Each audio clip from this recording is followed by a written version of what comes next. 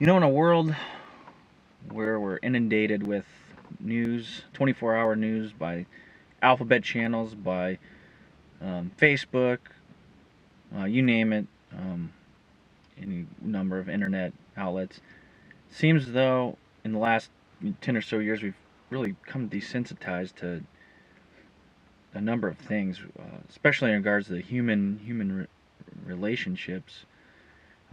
There's a story that kind of really brought this into focus for me. And I really haven't.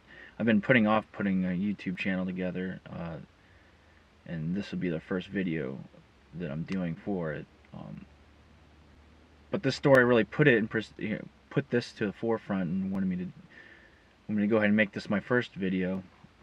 And that is the story that came out, and it happened a couple years ago, about the World War II vet that died in the hospital, apparently, requesting help and whatnot. Not to say that that he would have died or could have been saved if other circumstances would have changed. But what really got to me on that is it doesn't really matter if he's a World War II vet,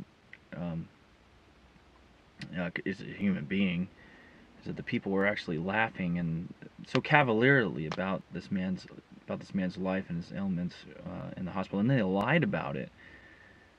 It baffles me that human beings can act that way to one another, especially Americans. And regardless if you're an American, there's just human dignity in self. It's almost, I'm at a loss for words for it. And then the couple it off that he is a World War II vet, and I was sitting there thinking to myself, especially coming from a military background, I was a Marine. I was thinking about and my great grandfather was in World War II as well. I was thinking about the sacrifices those individuals made during that time, in a time of uncertainty. It wasn't like there was a guarantee that we were going to win that war, and there's a lot of unspeakable things that have happened. And if you've had the privilege of talking to a World War II veteran or somebody that's been in combat, a lot of those things that they've done or seen are very hard to express. And just to think about that guy's sacrifice, or what I don't know his circumstances and what he did in World War II, but he sacrificed one way or the other for the generations to follow him. And to think that a generation, maybe removed by one other generation, is has his hands and their his life in their hands, and they take it for granted. I look at that as almost like a privilege to be helping those folks. I guess what I'm saying is that man at one time was partially responsible for the circumstance we live in today, and to think that the people that are in the circumstances that today, because of that man, are now partially responsible for the death of him when he's at his weakest point, and that's at his later end of his life. If that doesn't tell you something about the state of this nation and what's happening in our school systems and what's happening in our society, I don't know what else to say.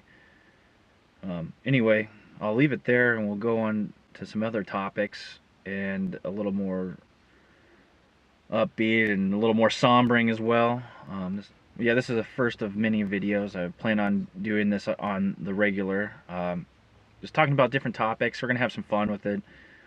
Kind of a little bit different perspective than the typical, news pundit, because I'm just a normal guy. I'm not an expert on a lot of things that I'm going to be talking about. We're just going to have fun, and the average guy that sits around with his friends and just hashes it out, and not necessarily an expert, but we'll use some references, and maybe you guys can correct me on certain things. I'm here to challenge you, to put you you're thinking outside the box, and maybe play devil's advocate and bring different perspectives, and maybe new stories you don't hear on the mainstream.